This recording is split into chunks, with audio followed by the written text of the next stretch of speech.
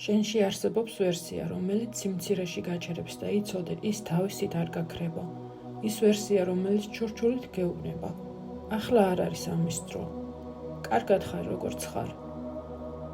არ გააწვალო თავი. ამ ხმას შენ უკვე კარგად იცნობ. ეს ნაწილი შენს უსაფრთხოებას ეჭიდება, კომფორტს, ეტმასნება და ყველა გზაზე მუხრუჭივით მუშაობს, როცა წინსვლას იწყებ. მაგრამ ის ვერსია, რომელმაც აქამდე მოგიყვანა, ვერ მიგეყვანს იქ, სადაც სინამდვილეში გინდა ყოფნა. განვითარებას მუშაობა სჭირდება.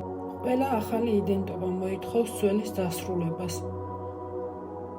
არა წინააღმდეგობით, არამედ გადაწყვეტილებით, რომელიც გაცდება იმას, ვინც გუშინ იყავი.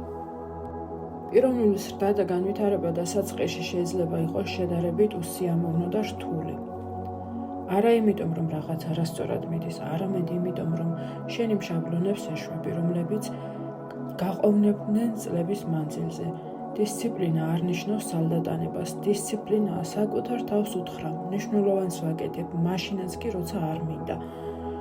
ის არის მოძრაობა, მაშინ როცა გონება კომფორტში გაბრუნებს, კომფორტის ზონაში გაბრუნებს.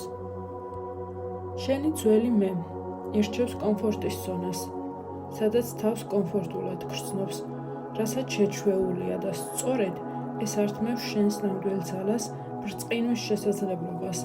ახალი საკუთარი თავი არ ჩნდება ერთ დღეში, ის შენდება ყოველი გადაწყვეტილებით, ყოველი გაბედული ნაბიჯით, ყოველი უარით წარსულ ჩვევებზე, რომლის ჩანაცვლებაც გინდა პოზიტიური ჩვევებით.